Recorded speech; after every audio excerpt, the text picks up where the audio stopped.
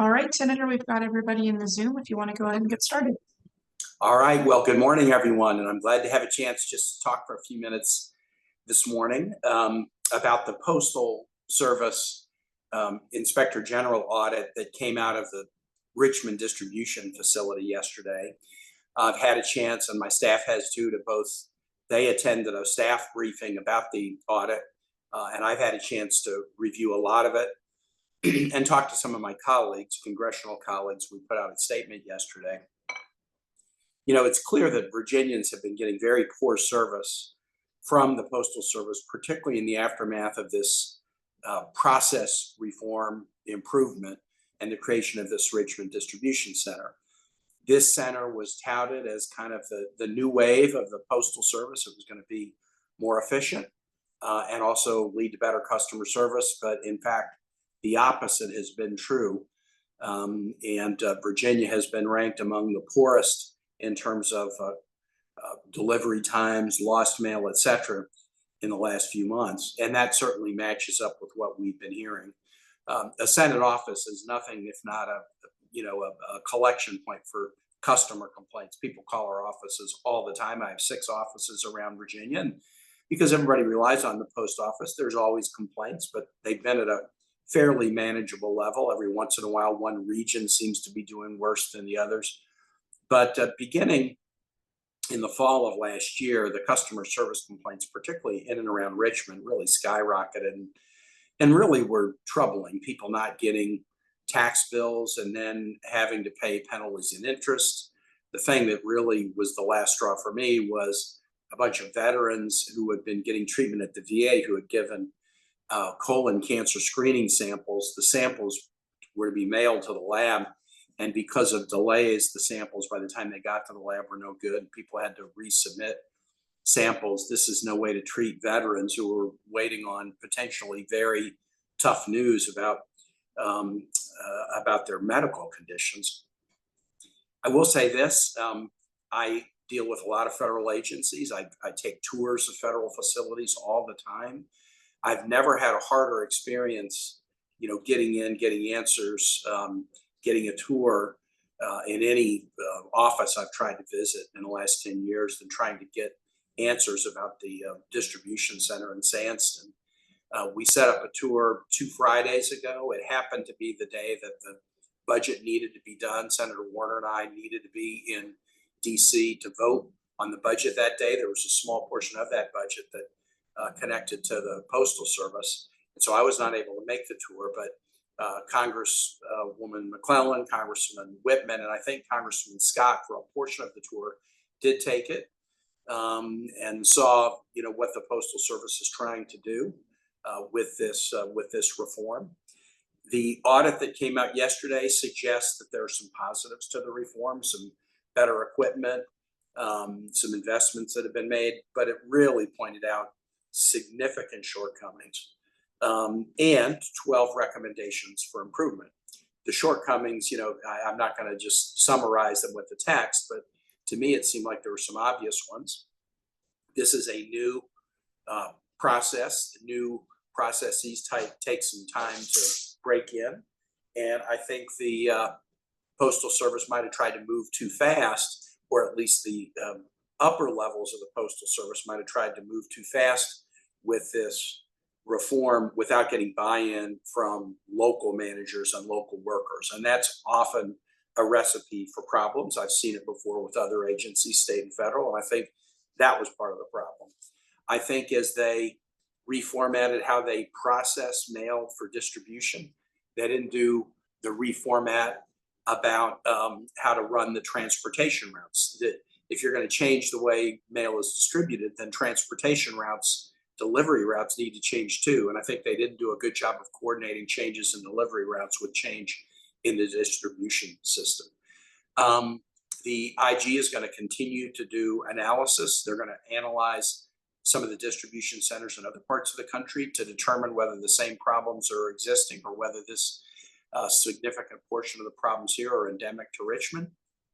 They're also going to do a focused analysis of this transportation challenge that I explained a few minutes ago.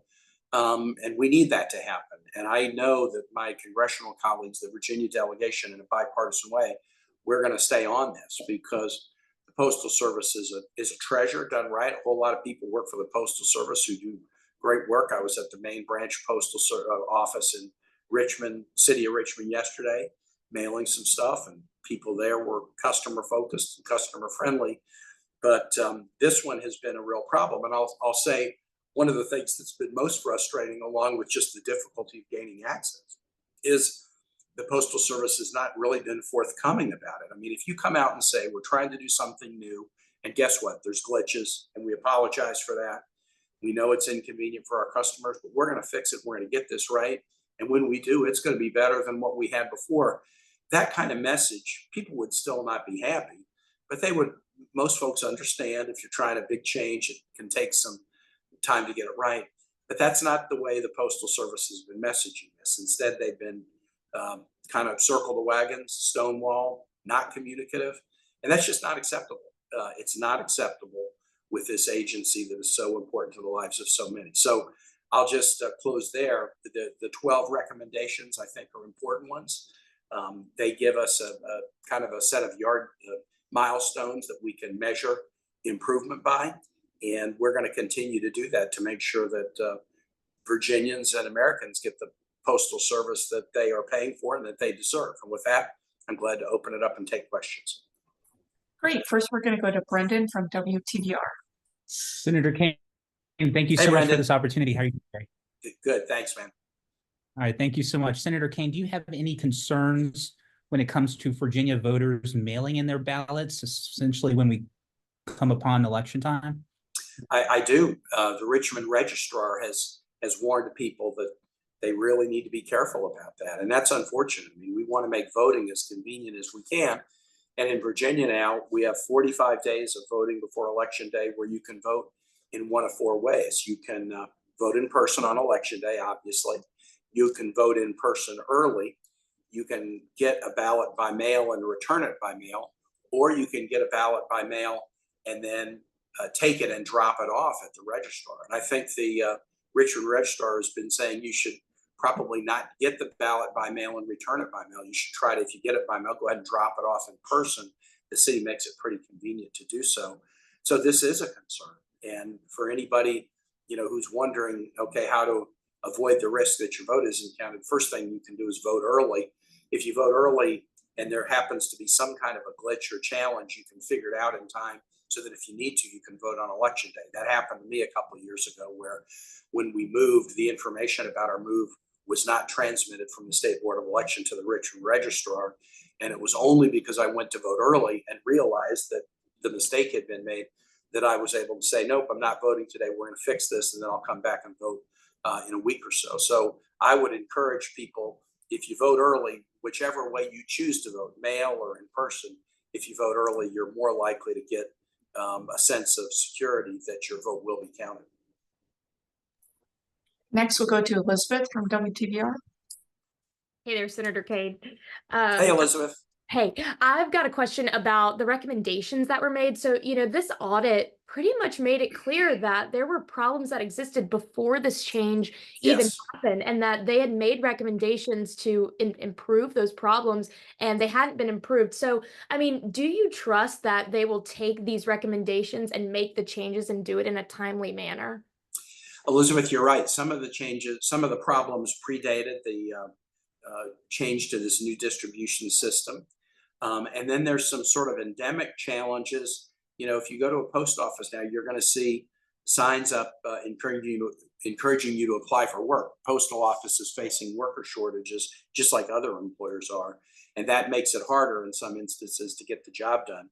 But what we didn't have before was we didn't have the intense public scrutiny of the postal operations in Richmond.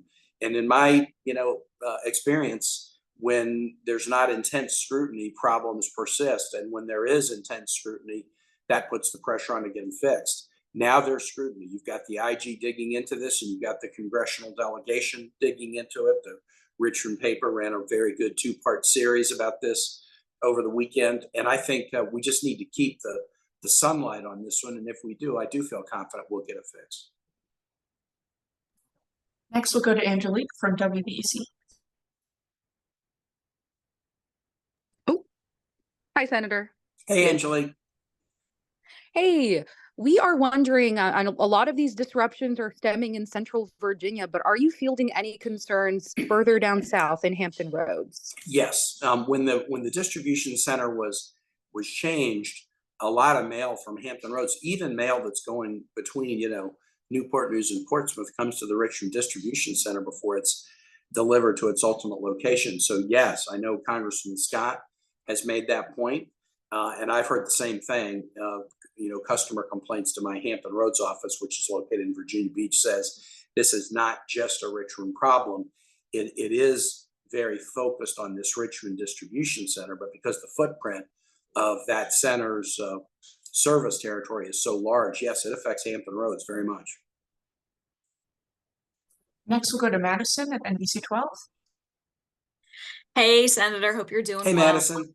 Thank you. Hey, we had a question about just kind of if you guys are going to be doing anything either at the federal level, state level, or just even at the Richmond area site to protect mail carriers now, because we've heard just in the past week or so, at least 2 being robbed here, Yeah. on their routes. Is there any, are you guys aware of this issue or trend, kind of new mail issue? And is there anything that we could be doing here to kind of protect them? Madison, that's a very good question, and you're right. We got to worry about the safety of mail carriers. We have some mail carriers who just really, really care about their customers and work very hard. It's not uncommon in residential neighborhoods in Richmond to see mail carriers delivering mail well after sunset. They're trying to do their best to make sure people get service, but then that exposes them to risks. I know the Commonwealth's attorney, Colette McKeachin, is very focused on this. She's focused not only on mail theft, but she's focused on anything that would put mail carriers at risk. I don't have any particular proposal at the federal level for that right now, but I think as we dig into these more systemic issues, and these would be within a committee in the Senate that I'm not on, the HISCAC, Homeland Security and Government Affairs Committee, but I do think we should explore, is this unique to Richmond? Is it something we're seeing around the country? And if so, we need to figure out what we can do to provide more security. It could be body cameras. That might be a way for mail carriers to be safer because they'll have something there, but we need to figure out a way to keep them safe. Next, we'll go to Mike Gooding at WBEC. Hi there, Senator. Hey, Thanks for hey, doing Mike. this morning. I wanted to draw you out a little bit more on the veteran piece of this equation. If anecdotally your staff has any tales of veterans not being able to get their disability checks or their mail-in prescription drugs, what kind of stuff have you heard? Yeah, this is the prescription drugs coming late, that can be a problem. Disability checks coming late, that can be a problem. This screw up with the cancer screening kits being rendered unusable because of delay, that's a huge problem. If and particularly in some of our rural areas, many of our rural areas, the veteran population is pretty high. And as much as we all depend upon the postal service anywhere, I think rural communities depend upon it even more. It's a long way to go to get to a VA hospital or a VA outpatient clinic, so you really rely on the mail. So yes, anecdotally, we have heard about these problems. And there is a level of, consumer or customer complaint about the Postal Service going back for my entire 13 years. Just there are people who complain about other agencies, but it really was last fall that it started to spike up. And we were hearing more, not just from veterans, but from others too. Next, we'll go to Dominic Ross at Wavy. Good morning. This is Kamaria. Hey, Kamaria. Hi. So I have 2 questions. One is just, I guess you kind of touched on this earlier, but how do you plan to ensure the changes are being made? How are you going to measure it? By just what they say, by how many fewer mail requests that you get from, your constituents? Yep. And my second question is, do you recommend, if all goes in the right direction, do you recommend the processing operations go back to Norfolk after it left several years ago? I don't yet I haven't yet concluded that would be better. I mean, I do think part of this is a change has been made, and we need to let the Postal Service implement the change fully before we declare that the change is the problem. I happen to believe in this case that they maybe just didn't have the right implementation strategy. They didn't include the stakeholders in the local distribution centers and the planning.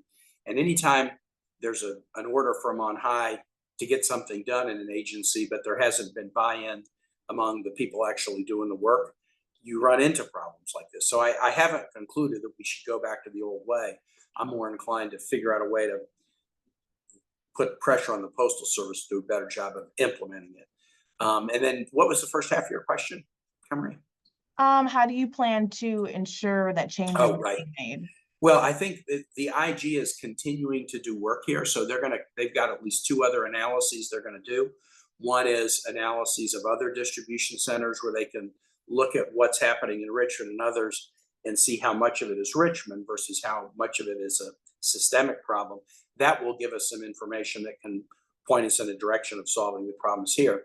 And then the second thing that's happening is a focus on particularly this transportation challenge where they adjusted how they handle mail within the distribution center, but they didn't necessarily change the transportation routes in a way to match up with this processing change. And I think that's really important.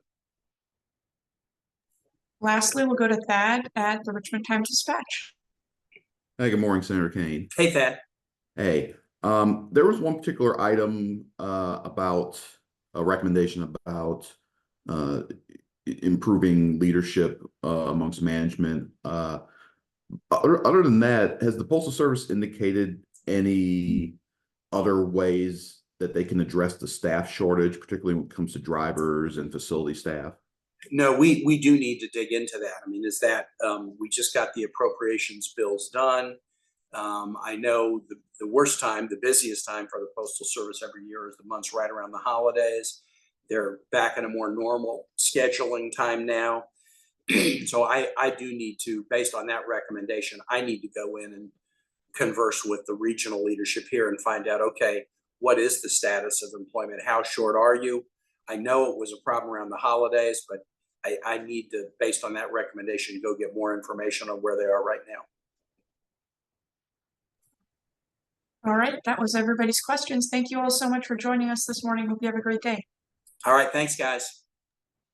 Thank you, Senator.